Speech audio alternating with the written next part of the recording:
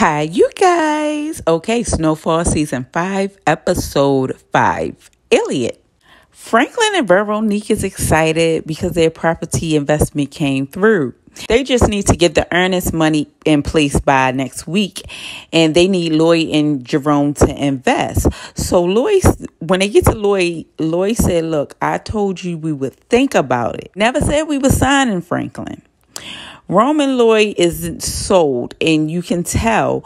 Or maybe it's because Franklin always have his way of trying to control people and keep people under his wing. Franklin offered to lower the investment from $10 million to $5 million, and Veronique added that all they would need today is 10%. Franklin says to Lloyd, don't let the static between us affect business. And Lloyd said, this is not about you and me, Franklin.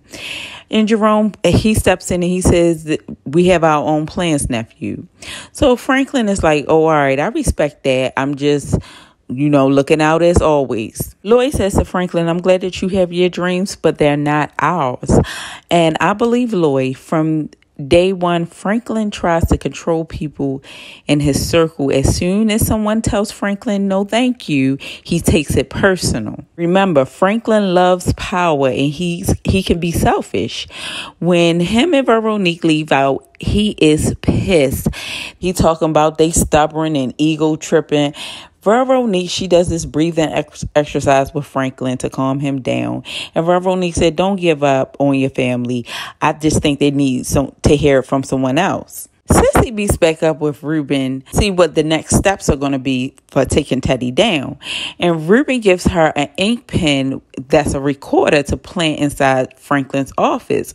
Ruben explains bugging Franklin not only helps get rid of Teddy, but the entire operation. So they need to know everything and everybody. So once Teddy is eliminated, no one can touch the Saint family ever again. Sissy is like, no, I see that bullshit. Capturing and killing Teddy is one thing. Recording my son talking about illegal activity is a motherfucking nother. He tells him, whichever agency you work for, you're not going to sit up here and tell me that y'all came for the sole purpose of helping me out, so I can get my answers and revenge. He tells him, Alton fucked up already. I will not betray my son. Ruben said he'll slow things down, that he has no interest in Franklin, but if he doesn't know the ins and outs of Franklin, he can't help, and he tells her to keep the pen and do whatever she chooses to do with it. And this is where Iliad begins. Franklin meets up with Teddy and Gustavo. Here come a van. Maybe I have PTSD, but when I hear that and we're not on a racetrack or anything, I'm out of there. And if it's a situation where I can't get out of there, I'm being cautious of what's going on. Well, who's screeching around that corner like that? Well, in this case, it's a van full of gunmen and they is shooting everything down. Franklin, he has a new security with him. He is dead to the ground. Teddy, he pops the driver. The driver is dead. Just raining bullets. Teddy get hit. He take one in the chest area. Also get hit. I'm like, oh my goodness. Teddy dips off. He said, fuck that. I guess he was in shock or whatever. I don't know. Maybe he's just that selfish. He leaves Gustavo, who rode with him, and Franklin's to fend for themselves. Franklin and Gustavo makes it up in Franklin's car safely, but still, mind you, they're getting tore up.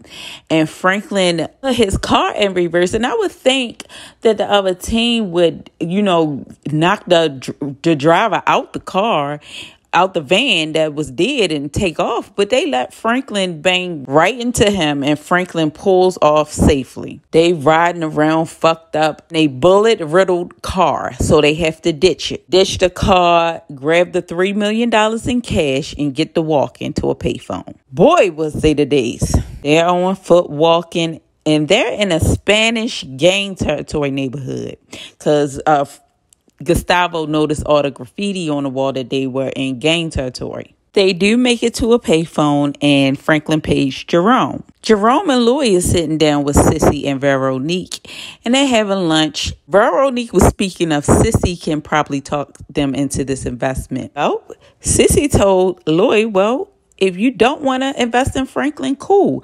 But you need to prepare for an end game before this empire crumbles. Jerome Pages blowing up, then Louis Pages blowing up, and of course it's Franklin. Jerome excused himself and he go and calls Franklin back.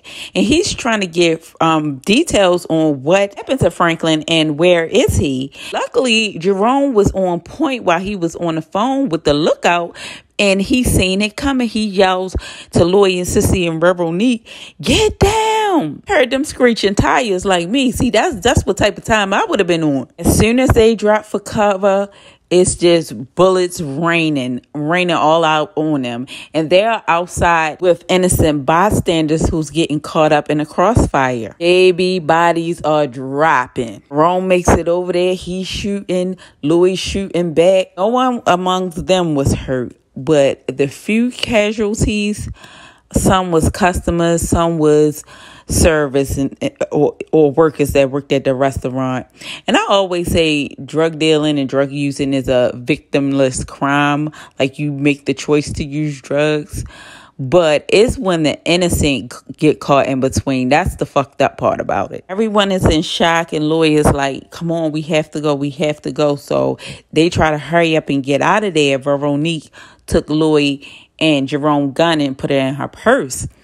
And as soon as she did that, the police rolled up on them and, of course, made them stop. Why? Because automatically it's Jerome's fault. Well, at this point it is, but the police don't know that.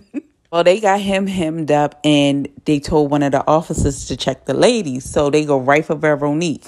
Oh shit, she got the guns in her pocketbook, but she just get the crying, talking about the dead bodies that was around her, pulling out that sympathy card. She wrapped her arms around her and was like, "Don't touch her, she's pregnant." Louis, she said, "Look, come here, officer. Like, call this officer. I work with him. He told me if I need him to call him."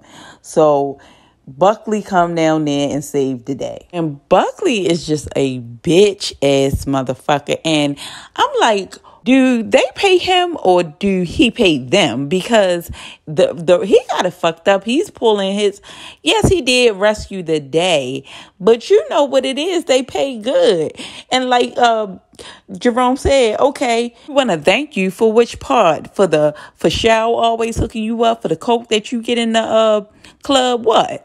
I'm telling y'all, he's going to be another Andre by the end of the season, I think. He saved the day. He will never let them hear the end of this. All right, back to Franklin.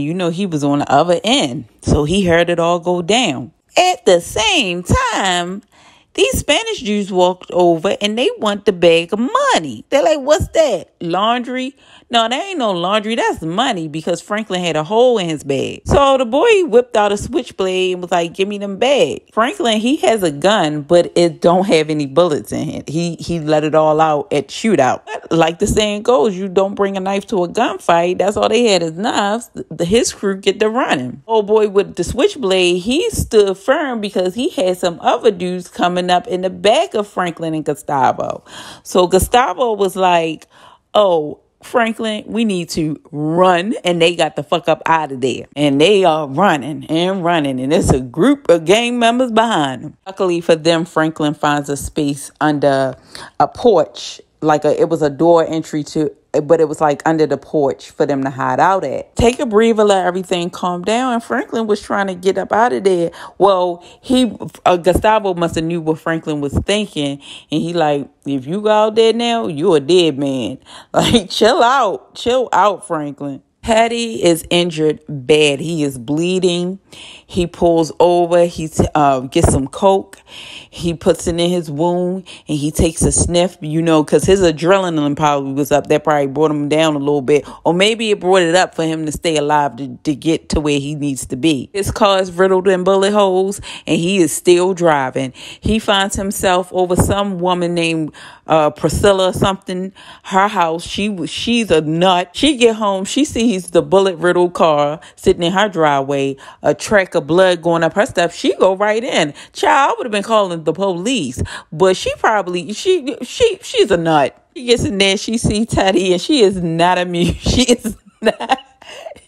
She She up there fucking with Teddy while he in pain, and that she ain't hear from him in a while, and that he stopped giving her payments and shit. Teddy, you was tricking off some damn way. She's assessing Teddy's wound, and she said, hold up. It was a nurse at my job. She caught HIV because you can't trust people's blood these days. So that's just getting us prepared for Peach's announcement of his HIV/AIDS situation. She's looking at the wound. She said, oh, hey, the main artery, you'll live. And she tells Teddy that she leaves Teddy right there on the floor, bleeding. Teddy's like, where you going? She said she's going down to the hospital to steal some supplies. She is a doctor, I think, but here in America, they won't recognize her credentials. So she's just sitting there changes bedpans. She tells Teddy that she's going to do the surgery herself. Before she leaves, she gets some salt and she throws it in Teddy's wounds. They said that salt in the wound is something else. So him pain keeps him alive. Gets back and she get to working on Teddy, cleaning out his wounds, and she's just telling him her fantasies, her sick fantasies, talking about her fantasy is she knock a guy's teeth out and then he goes down on her. A nut. She goes on to tell Teddy that she missed the thrill that she get from doing surgery. It turns her on so much, and she go over and start masturbating.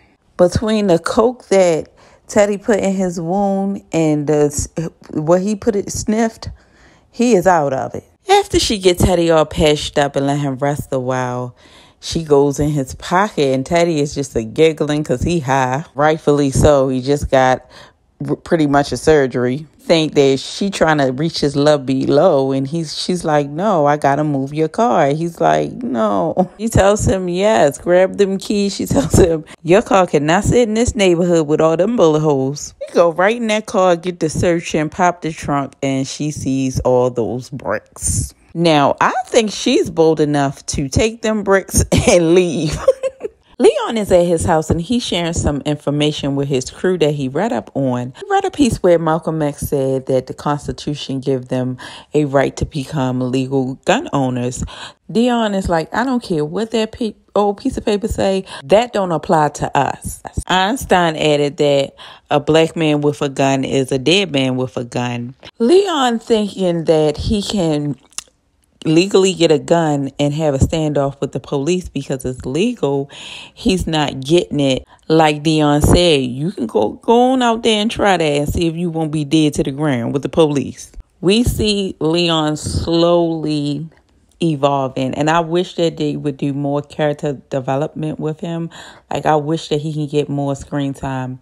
Him and Oso, maybe because they are my two favorite. The more Leon educates himself, the more he will evolve. I am a believer that being educated will take you far. Leon is calling back that payphone that Franklin was at, I'm assuming, because it just keep ringing.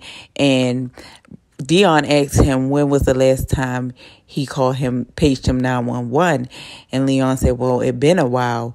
But Leon needs to go up to Chinatown to see Ivy. Ivy fooled the shit out of me because he had all the heavy artillery for Leon. Remember, Leon had a change of heart. He's like, you know what, Ivy, I'm not even going to need these. I just need some shotguns and lots of handguns. And Ivy is like, hell no, this not Macy's. This don't come with no receipt. Ivy was about to get the current on about this shit. And here comes another skirt. Another drive-by. Bullets everywhere. Gunshot bullets. Ivy's bodyguard died, but with the help of Ivy's crew being, that he has all the guns, the ammunition that could have took that car out if the car was disabled or like traffic was slowing it up or something. But whatever they was working with, they used it, and they was putting holes in that car. Leon, he's chasing after the car, and either him or Ivy bullet hit one of the guys in the car. He fell out the car on the ground, and they going through his pockets, and it's nothing. So this plan is planned perfect. When Leon realized that he killed the guy It hit him differently. Why? Because knowledge is evolvement. He been reading Malcolm X. Sissy just was over there probably putting some good stuff in his ear, and now he's having a man in the mirror moment, and he sees his destruction among his people. Granted, the guy was trying to take him out, but if he wasn't there trying to get guns or even in this game, they wouldn't be shooting each other right now. Everyone finally meets up at Louie's bar. Leon, Jerome, Louie, Sissy, and Veronique. Still no one heard from Franklin. Last thing Jerome know is that Franklin says he's down in Bel Grande, and that was hours ago. So they're now trying to figure out who would do such a thing. Teddy? No, Teddy wouldn't hire no gangbangers to come shoot him down. We know Teddy would do it himself. Leon asks about Peaches. Where's Peaches? And remember, Gustavo asked Franklin where was Peaches at, did he think that Peaches had something to do with it because all of a sudden he has a sick day. And I'm like Jerome said, I'm with him on this one. This don't got shit to do with Peaches. Peaches is really too damn sick. Jerome said, no, what about them stripper bitches? Veronique said it's their day off. He said, I'm going to go find their asses and haul their asses back up in here. I personally don't think it's them because that time when they was going around doing that sloppy job looking for Leon, that was really sloppy. This is calculated and strategic. Jerome get the marching, get ready to go out there, and it's like fire in his eyes. Lloyd stops him. She said, baby, no one knew Peaches like you did. How about you and Leon go over there and check on Peaches and send Dion and Rennie over there to get the stripper hoes? Louie knew that if she said, if Jerome go over there, them girls is not going to make it back over there. They going to be dead. Veronique gets up and she's like, I can't just sit around. I got to go help. And Sissy was like, yeah, I'm going too. And Jerome told them, oh, hell no. What y'all going to do is y'all going to sit your asses down. Franklin will lose his mind if something happened to y'all. He tells them to stay here. I'll find him. Franklin is a survivor. He'll be fine. I don't trust Veronique. But I think it would be the obvious us to suspect her to be involved, but I don't know. I just don't trust her. Okay, now back to Franklin. Franklin and Gustavo, remember they're under the porch. Some time has passed now and they're preparing to leave. The plan is to leave the money under the porch, break into someone's house and use the payphone so Franklin can get someone to pick them up. They find a house and they go inside. One also gets inside the window. His big ass made the whole damn floor shake. Hey, come on now. We trying to be sneaky and you Bigfoot over here. Franklin creeping through and run into a stuffed bear. And it's just weird in here. Just real weird. I would have went back the other way where I came from. This man had a stuffed alligator on his couch. Also see a phone and he's like, phone. So they pick the phone up and it's no dial tone. All of a sudden, Bob Barker come from behind them and shoot them with like a tranquilizer or something to knock them out. And it's going through him. And Franklin asked him, was he going to stuff him? And he told Franklin, no, you too skinny. So Franklin said, Oso, he's going to stuff you. Run, Oso. Just in that tone. Because obviously what he shot them with is going through their system, knocking them out. Next thing we see is Franklin in a cage. He is knocked out on the floor, mumbling, I grew up with you. I love you. Who is that? Melanie? Kevin? I don't know, child. We shall see. Anyway, Franklin wakes up and he's looking around. And all of a sudden, it's a tiger, a live tiger. Franklin freak out. He's like, Oso, wake up. It's a tiger in here. Oso said, a tiger, because he's out of it. A tiger. He looked. Oso asked, why is he moving? Franklin said, we got to get out of here. And that's where the episode ends. Who in the hell could have did this to Franklin? Because we know it's someone that's coming after Franklin. And out of Louie and Jerome, Franklin and Leon, they all have new people in their clique. It had to be somebody that was keeping a tail on all of them. That's why I'm thinking maybe each of them had somebody dirty in their crew. Leon, Louis and Jerome, and Franklin. Someone that would have known their every move. Someone that known that Jerome was down at the diner. I'm out to lunch with Sissy, where Franklin was when he was doing a drop with Teddy, and Leon going to pick up the guns. I very much doubt that it was Ruben, because if he wanted Teddy, he had him right where he wanted. If he wanted Teddy and Franklin, he had both of them right where he wanted. And now I'm thinking about Melanie. Is this her vengeance? But she don't know nobody of that part. I don't know. A year can change a person. Maybe she found someone and said, I'm going to get you, Frank. But then if we go down that rabbit hole, it's so many people that could have been coming after Franklin. And not only that happened, but Franklin walks right into some bullshit. I don't even know why that we've even thought to break into someone's house and use their phone. And if you don't know their phone number, how are you going to page the person to call you back? I thought it was a great idea to leave the money under the porch. I personally would have sat in that porch all night. Or I think they should have just took like $100 or maybe $2 out of their bag, kept that bag right under the porch, haul down a cab, or knock on somebody's door and ask to use their phone for $100 or something like that. This is like, it's just irking my soul that they went in this direction, because it just seems so animated at this point right here. Why would he even make that decision to do that? I don't understand why he made the decision to go when they was in the Spanish neighborhood, that store. It looked like a hood store, Franklin. This is not your neighborhood. Why would you stop here to use the phone? I don't understand this. Gustavo, he was looking around being on point. But even him, he would have had the sense to say, no, let's not stop there. Let's go somewhere else. Better than to be walking looking for a phone than to run into trouble. Well, that's all, folks, for this go round. And this is just part 1. We'll see part 2. Thank you for watching. Please like and subscribe. And I'll see you guys on the next one. Bye.